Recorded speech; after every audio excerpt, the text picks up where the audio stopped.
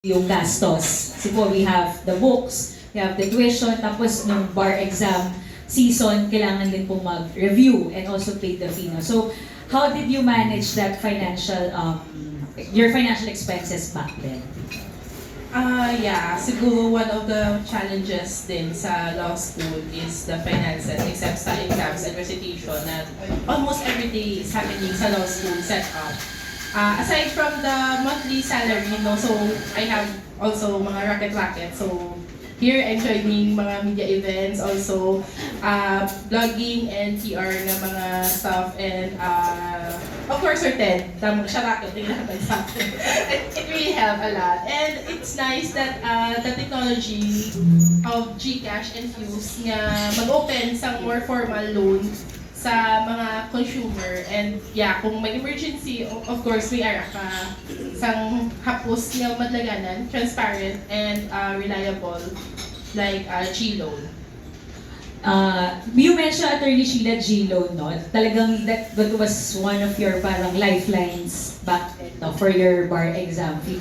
Attorney Sheila, can you walk us through that experience? Kasi as we all know, there is still that stigma about borrowing. Medyo negative yung paningin, no, ng ibang tao about borrowing. So, what made G-Loan the right financial partner for you? At mas yun po yung pinagkatiwalaan at that time to secure funds. Ever since siguro way back 2017, I was already a user of GCash. Wala pang mga other feature ng si GCash. When dumating yung time na need ko ng money and my friend suggested na you try G-Loan, kumbaga may relationship na kami na na-build in GCash before pa. So, it was easier to trust G-Loan other than other loaning applications or loaning sites na we can see online or sa mga text messaging. Yun, yung parang it helps also na yung G-Loan is nasa mismong ecosystem ng GCash. So you don't have to like open another website or you will go outside the app. So doon na siya lahat. So the prior relationship and the trust na established na. It was easier for me to choose G-Loan na lang among the other na nag-offer din ng mga loaning money on Other online lending apps. Building on that, Attorney Sheila, so with G-Loan, kay Shell naman tayo ngayon. Shell, can you share with us more about G-Loan, especially if it's a first time for the others no, hearing about G-Loan? Okay. So si G-Loan basically is offered through our lending arm called Fuse Financing. So it's not specifically GCash or Mint that's offering it directly, but a lending arm. Now, what makes it very useful for everyday user is that it's already on the platform that you're used to using. Meaning, from your phone, you can already access, and you don't need to go anywhere, you don't need to talk to anyone, you don't need to put up collateral, and that's because we have a scoring system. So, if you go to a bank, they will ask you for a lot of documents because they need to make sure you can pay back your loan, right? Like, rightfully so, because, syempre, kung nangutang ka, dapat talaga mo.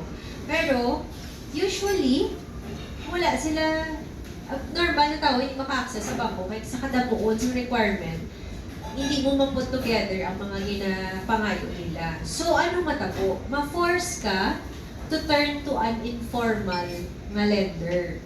So, una, syempre, pwede ka ka-approach sa friends or sa family, pero medyo kahuluya man, di ba? Sa friends and family ka mahulam, especially kung nakahulam ka na before, kag wala mong panawagan. Pero may alam man, mga tao mag-take advantage, will charge you very, very high interest rate. Kag ang imo, I would say, ang imo wellness is not their priority. Gusto nila mautang ka mo para mabudayan ka magbayad. Kay dito sila makita sa interest. Ang difference with that kind of setup versus G-Loan is that we actually know how much you can afford to pay over time. So we will not try to lend you so much na, ari si Sheila, taga ako na siya 1 million. Oo, ako siya 1 million. And then if she cannot pay, good for me because I will just earn off of the interest and she will be forced to pay me. No, that is not how we do business. What we want is to give her the amount that she needs for this time, but we will also only, exact lang bala, hindi inang amount na so big na hindi ko na mabayaran kung mabaon ka na sa utang. Because responsible borrowing is also parang part of our responsibility. Thank you for that.